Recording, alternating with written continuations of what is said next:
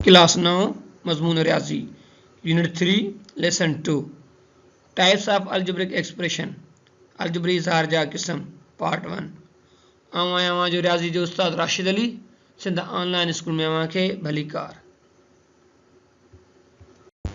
ॿारो पोइ सबक में असां अलजेब्रिक एक्सप्रेशन के बारे में पढ़ी आया आहियूं। हिन सबक में असां टाइप्स ऑफ अलजेब्रिक एक्सप्रेशन यानी अलजेब्री इज़हार जा क़िस्म के बारे में पढ़ंदासीं। अलजेब्रिक एक्सप्रेशन जा असां वटि टे क़िस्म हूंदा आहिनि। हिकिड़ो हूंदो आहे पॉलिनॉमियल एक्सप्रेशन जंहिंखे चयो वेंदो आहे घण रक़मी इज़हार। ॿियो असां वटि आहे रेशनल एक्सप्रेशन जंहिंखे चयो वेंदो आहे नातिक इज़हार। टियों असां वटि आहे इरेशनल एक्सप्रेशन जंहिंखे चयो वेंदो आहे गैर नातिक इज़हार। ॿारो हींअर असां पॉलिनॉमियल एक्सप्रेशन यानी घण रक़मी इज़हार के बारे में पढ़ंदासीं। Polynomial is a mathematical expression consisting of variables, coefficients, constants and the operations of addition, subtraction, multiplication and non-negative integer exponents of variables। चए थो त घण रक़मी हिकु हिसाबी इज़हार हूंदो आहे जेको बदिलजंदड़ अददी मुंडे मुस्तकिल ऐं हिसाबी अमलनि जंहिंमें जोड़ कट ऐं ज़रब ते मुश्तमिल हूंदो आहे। हाणे हिते ॾिसो वंड न आहे हिन में। ऐं ॿी ॻाल्हि त हाणे वेरिएबल जो जेको पावर हूंदो उहो नॉन नेगेटिव इंटीजर हूंदो। हिन में जेकी वेरिएबल यूज़ थींदा उनजो जेको पावर छा हूंदो उनजी वैल्यू कुझु इन तरीक़े सां हूंदी। लिखंदासीं त n is equal to 0, 1, 2, 3 so on। Polynomial expression in one variable x can be written as.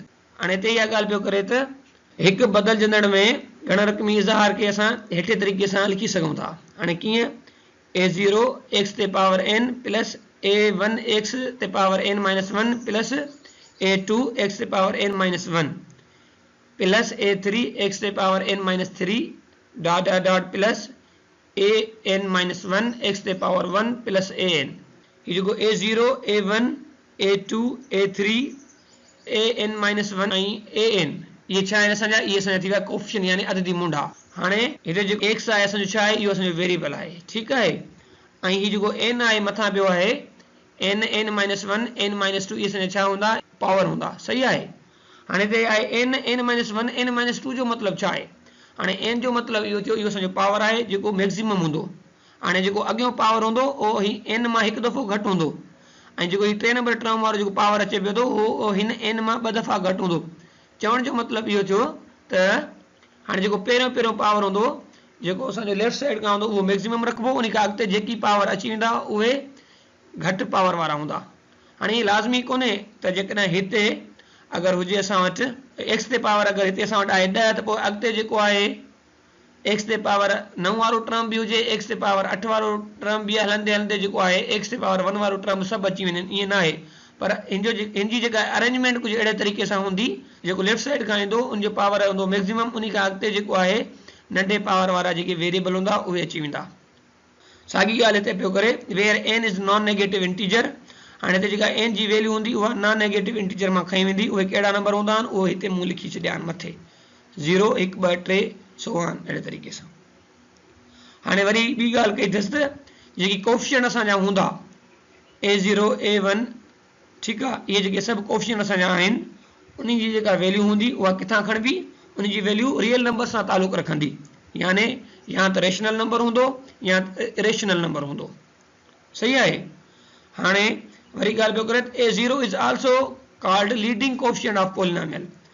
हाणे हिते ॿी ॻाल्हि ॿुधाई अथसि त घण रक़मीअ में जेको पहिरियों कोएफिशिएंट ईंदो असां उनखे छा चवंदासीं उनखे चवंदासीं त एक्सप्रेशन जो leading coefficient. Usually a polynomial is denoted by p of x, so above polynomial can be expressed as polynomial के p of x सां ज़ाहिर कयो वेंदो आहे त मथीं polynomial के असां हेठे तरीक़े सां ज़ाहिर करे सघूं था। छा लिखबो p of x लिखी करे हीअ जेका मथीं सॼी एक्सप्रेशन लिखियल आहे जेको स्टैंडर्ड मेथड आहे असांजो लिखी विया आहियूं उहो सॼो असां उनजे राइट साइड इक्वल करे लिखी छॾींदासीं। ॿारो हाणे असां पॉलिनॉमियल जी मिसालनि खे ॾिसंदासीं ऐं असां इहो बि सम्झण जी कोशिशि कंदासीं अगरि जेकॾहिं असांखे का बि एक्सप्रेशन गिवन हुजे त पोइ असांखे कीअं ख़बर पए त उहा पॉलिनॉमियल आहे।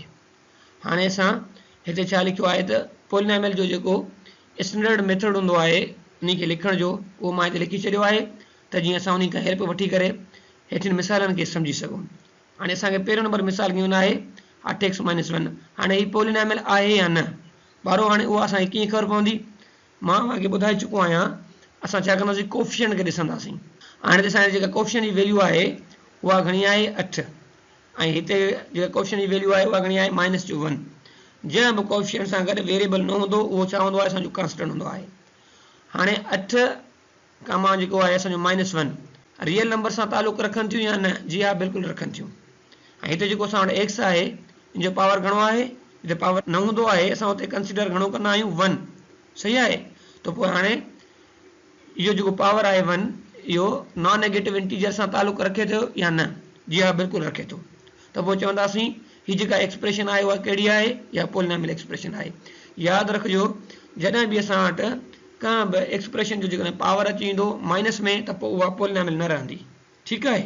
ऐं जेकॾहिं मां अव्हां खां पुछां त हिन एक्सप्रेशन जी डिग्री घणी, इन पॉलिनॉमियल जी डिग्री घणी, त पोइ हिन जी जेका डिग्री बीहंदी उहा बीहंदी 1, छाकाणि त हिन टर्म जो जेको मैक्सिमम पावर आहे उहा आहे 1। त पोइ लिखंदासीं त हिते पॉलिनॉमियल ऑफ फर्स्ट डिग्री। हाणे हीअ हिते मूं मिसाल लिखियो आहे, हीअ हिकिड़ी एक्सप्रेशन आहे, इहा कहिड़ी आहे, पॉलिनॉमियल आहे या न आहे? जी हा, पॉलिनॉमियल आहे। छो? छाकाणि त जेके पावर गिवन आहिनि उहे नॉन नेगेटिव इंटीजर सां तालुक़ु रखनि था। ॿी नंबर ॻाल्हि, हिते जेकी असां वटि कोफिशिएंट गिवन आहिनि, हिकिड़े जी वैल्यू आहे हिते घणी 12, हिते आहे -1। अहिड़े तरीक़े सां इहे जेकी कोफिशिएंट आहिनि इहे रियल नंबर सां तालुक़ु रखनि था या न? जी हा, बिल्कुलु रखनि था। उन जे करे इहे ॿई कंडीशन असांजूं सेटिस्फाइड आहिनि। त पोइ असां छा चवंदासीं त हीअ जेका एक्सप्रेशन आहे इहा पॉलिनॉमियल आहे। मां जेकॾहिं अव्हां खां पुछां हीअ जेका एक्सप्रेशन आहे उहा हिन फॉर्मेट में गिवन आहे या न आहे? जी हा, बिल्कुलु इहा हिन फॉर्मेट में पई आहे। हाणे ॾिसो, जेकॾहिं मां इन खे जेकॾहिं हिन फॉर्मेट में लिखां त पोइ मतिलबु त कीअं लिखां, ठीकु आहे। हीअ त हिते सिंप्लीफाई थियल आहे। हाणे ॾिसो, अगरि मथे फॉर्मेट में हिन खे लिखंदासीं त 12x ते पावर 4 माइनस x ते पावर घणो थियो 4 - 1 प्लस 2/3 x ते power 4 - 2 minus 3x 4 - 3 plus x ते पावर 4 - 4, ठीकु आहे ॿारो। हाणे ॾिसो, हिते n जी वैल्यू घणी आहे 4, हिते मैक्सिमम पावर जेको आहे उहो हूंदो n, यानी उहो हिते हूंदो 4। अॻे टर्म में छा था कयूं, यानी n - 1 कयोसीं न हिते बि, त 4 मां वियो 1 वेंदो, छा बचंदो हिते वरी साॻा 3 थी वेंदा। अहिड़े तरीक़े सां वरी टे टर्म ते आयासीं त n - 2 आहे, हिते ॾिसो n जी वैल्यू आहे 4, 4 - 2। वरी उन खां अॻे टर्म ते आयासीं, हुते घणी आहे वैल्यू, हुते आहे असां वटि n - 3, ठीकु आहे ॿारो। त पोइ हिते 4 - 3 आहे 3, छाकाणि n जी वैल्यू आहे 4। उन खां जॾहिं अॻिते आयासीं पोइ असांजो थी वियो आख़िरी टर्म अची वियो। पर जेकॾहिं हिन एक्सप्रेशन जे अंदरि हीअ जेको पॉलिनॉमियल आहे अगरि हिते 20 लिखियल आहे त घणो अॻिते हले आहे, पर हिते असां वटि मैक्सिमम पावर आहे ई 4, त उन जे करे हिन में असां वटि घणा टर्म अची वेंदा, हिन में जेके असांजा 5 टर्म अची वेंदा। हिते मूं लिखियो आहे 4 - 4। इहो मां छो लिखियो आहे, मां हिनखे अॻिते सिंप्लीफाई करे तव्हांखे सम्झायां थो। और ॾिसो, जॾहिं पोइ अॻिते कीअं थी वेंदा, अॻिते थींदो त हिते थींदो साॻियो सेम रहंदो, ऐं हिते जॾहिं 4 मां 1 माइनस कयोसीं छा थी वियो x जो पावर, हिते थींदो x जो पावर 3। अहिड़े तरीक़े सां अॻे जो पावर थींदो x ते पावर 2, वरी अॻे जो थींदो -3x ते पावर 1। हाणे अचो हिन जाइ ते, हाणे हिते जॾहिं 4 मां 4 वियो छा बचंदो, असां वटि बचंदो x ते पावर 0, ऐं असांखे ख़बर आहे x ते पावर 0 छा जे बराबरि हूंदो आहे 1 जो। त पोइ हाणे छा कंदासीं असां हिते असां अॻियो जेको स्टेप थिया हिन जी जॻह असां 1 लिखी छॾियो आहे, उहो कीअं थिया हिन तरीक़े सां। हाणे x ते पावर 0 सां ट्राए करे असां हिते 1 लिखी छॾियो। हाणे इहो ई रीज़न हूंदो आहे जो हिते ॾिसो x ते पावर 0 कांस्टेंट खे असां चवंदा आहियूं 0 डिग्री जो पॉलिनॉमियल। अहिड़े तरीक़े सां ॿारो, हाणे तव्हांजी ॻाल्हि सम्झ में अची चुकी हूंदी। ॿारो, हाणे हीउ पॉलिनॉमियल आहे या न आहे? जी हा, बिल्कुलु पॉलिनॉमियल आहे, छाकाणि त x जो पावर घणो पियो आहे 12, हिते x जो पावर आहे 6, हिते x जो पावर आहे 5, हिते x जो पावर आहे 1, ऐं हिते अगरि असां चई सघूं था त x जो पावर आहे 0, ठीकु आहे। ऐं इहे जेके सभु पावर आहिनि इहे नॉन नेगेटिव इंटीजर सां तालुक़ु रखनि था या न? हाणे नॉन नेगेटिव इंटीजर छा हूंदा आहिनि, उनजी वैल्यू ही हूंदी आहे n = 0, 1, 2, 3 सो ऑन। जी हाँ बिल्कुलु ये वैल्यू आहिनि उहे हिन सां तालुक़ रखनि थियूं त पोइ छा चवंदासीं त इहो पॉलिनॉमियल आहे। हाँ ॿी जेका कंडीशन आहे उन खे बि ॾिसूं था। हिते ॾिसो हिते जो कोएफिशिएंट पियो आहे इहो असांजो छा आहे उहो आहे √10 इहो छा आहे असांजो इरेशनल नंबर आहे। बाक़ी जेके रिमेनिंग असांजा पिया आहिनि 2 माइनस जो 1 माइनस जो 18 ऐं प्लस जो 1 इहे सभु जेके कोएफिशिएंट आहिनि असांजा छा आहिनि इहे असांजा रेशनल नंबर थी विया। त बि छा चवंदासीं त हीअ जेके सभु कोएफिशिएंट उहे छा सां तालुक़ रखनि था रियल नंबर सां। हाणे ॿई असांजूं कंडीशनूं सेटिस्फाइड थी वियूं त पोइ छा चवंदासीं हीअ जेका एक्सप्रेशन आहे उहा असांजी पॉलिनॉमियल आहे। ठीकु आहे। हाणे हिते ॾिसो जेकर मां खां पुछां त हिन जी डिग्री घणी थींदी त असां छा कंदासीं असां टर्म जो जेको मैक्सिमम पावर हूंदो त उन खे हिन जी डिग्री चवंदासीं। त पोइ जेको पहिरियों टर्म पियो आहे उनजो पावर मैक्सिमम आहे त हिन जी डिग्री घणी थी त मां लिखी छॾींदुसि अॻिते पॉलिनॉमियल ऑफ 12 डिग्री। उनखां अलावा जेकॾहिं मां हिन जी डिग्री जी ॻाल्हि कयां त पोइ हीअ 4 डिग्री जो आहे। ठीकु आहे। त पोइ लिखंदासीं पॉलिनॉमियल ऑफ 4th डिग्री। ॿारो हाणे हीअ असां वटि पॉलिनॉमियल आहे या न आहे। जी हा हीअ असां वटि पॉलिनॉमियल आहे। छो छाकाणि त हिते कोएफिशिएंट जी वैल्यूज़ घणियूं आहिनि 1 हिते माइनस जो 1 हिते 1 टर्म में अगरि को बि कोएफिशिएंट न पियल आहे त उते बि असां 1 कंसीडर कंदा आहियूं। सही आहे। ऐं हिते असांजो माइनस जो 10 इहे जेके कोएफिशिएंट जूं वैल्यूज़ आहिनि इहे रियल नंबर सां तालुक़ रखनि थियूं। ऐं हिते असां पावर जेके आहिनि एक्स ऐं वाई हीअ जेको पॉलिनॉमियल आहे ॿिनि वेरिएबल में आहे त हिननि जा जेके पावर आहिनि उहे नॉन नेगेटिव इंटीजर आहिनि या न आहिनि। जी हा बिल्कुलु आहिनि। त पोइ असां छा चवंदासीं त हीअ एक्सप्रेशन जेका आहे उहा पॉलिनॉमियल आहे। ठीकु आहे भाउरो। हाणे जेकर मां तव्हांखे हिन जी डिग्री जी ॻाल्हि थो कयां त पोइ उहा घणी बीहंदी। हाणे हीअ जेको टर्म आहे हिन जो मैक्सिमम पावर आहे 3 हिन जो आहे मैक्सिमम पावर 5 इन ॿिन्ही वेरिएबल जे पावर खे जोड़ कयोसीं हिन जो थी वियो 4 त पोइ चवंदासीं त हीअ जेको पॉलिनॉमियल आहे उहो आहे 5 डिग्री जो। हाणे ॿी नंबर ॻाल्हि मां खे इहा ॻाल्हि चई त जेको बि असां वटि कांस्टेंट हूंदो आहे त उहो 0 डिग्री जो छा हूंदो आहे पॉलिनॉमियल हूंदो आहे। सपोज़ कयो असां नंबर आहे 15 हाणे हीअ 0 डिग्री जो पॉलिनॉमियल कीअं थियो ॿारो हाणे ॾिसो असां 15 खे लिखंदासीं त इज़ इक्वल टू 15 एक्स ते पावर 0। ठीकु आहे। त हिन टर्म में जेको मैक्सिमम पावर थियो उहो थी वियो 0 त उनजे करे असां चवंदा आहियूं त हर कांस्टेंट जेको आहे उहो 0 डिग्री जो पॉलिनॉमियल हूंदो आहे।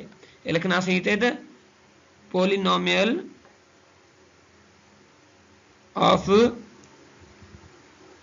0 डिग्री।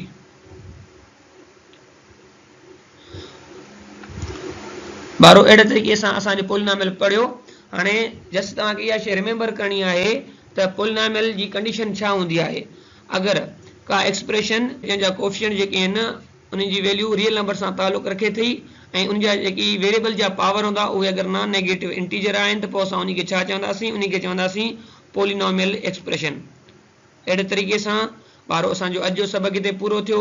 वरी मिलंदासीं नए सबक़ में तेसीं ताईं अलाह वाई।